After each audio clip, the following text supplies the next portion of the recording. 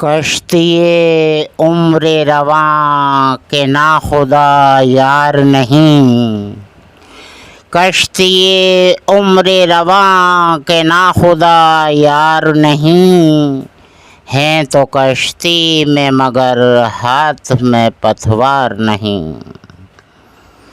انما امرہ گر ہو جائے اس میں اعظم، انما امرہ گر ہو جائے اس میں اعظم، تو کن فیکون تو کبھی دشوار نہیں، کشتی عمر رواں کے ناخدا یار نہیں۔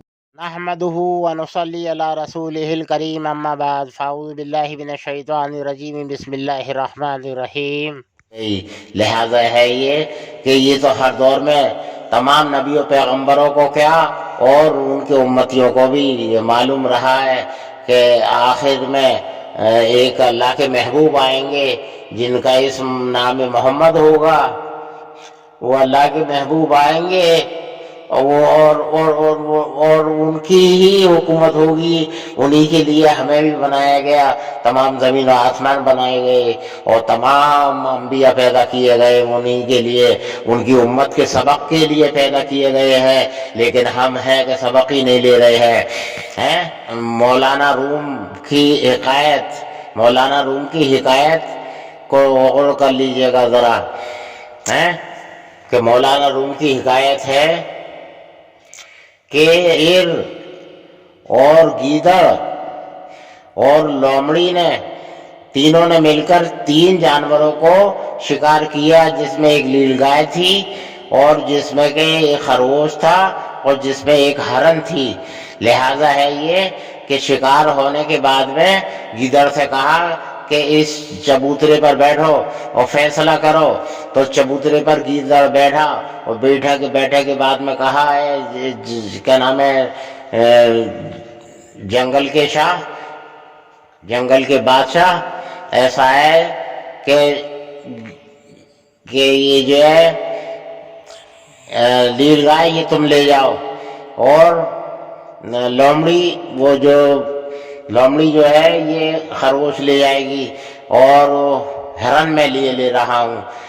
شیر کو غصہ آیا اور شیر نے اتنا زبردست حملہ کیا کہ گیدڑ ہلاک ہو گیا۔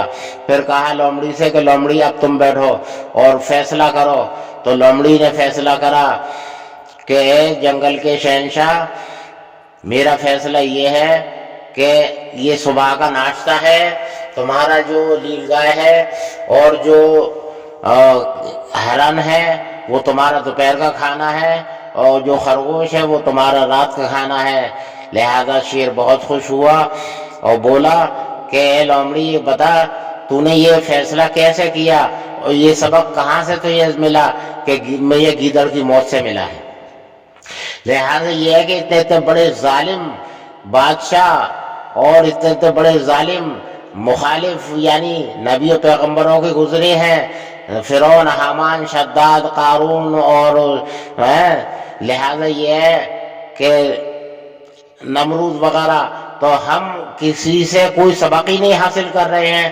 آخر وہ بھی تو انسان تھے، ان میں بھی تو جان تھی۔ اللہ تعالیٰ نے ان کو جو پیدا کیا دین کے خلاف پیدا چلنے والوں میں سے کیا، تو ہماری یعنی اپنے محبوب کی امت کی سبق کے لیے کیا۔ یہ امت ہے کہ سبق ہی نہیں لے رہی ہے، یہ بندے ہیں کہ سبق ہی نہیں لے رہے ہیں، یہ ہیں اور کون سے راہ ملیں گے سبق کے لیے؟ قرآن مجید میں واقعات ہیں تمام نبیوں پیغمبروں کے، تمام کے نہیں لیکن کچھ نبیوں پیغمبروں کے واقعات ہیں، لیکن ہیں واقعات ہیں۔ قرآن ہدایت بھی ہے، قرآن جو ہے، لہذا یہ ہے کہ قرآن جو ہے مدلل بھی ہے، دلیلوں والا بھی ہے، اور قرآن جو ہے یعنی احکام بھی ہے، اور قرآن جو ہے وہ واقعات بھی ہے۔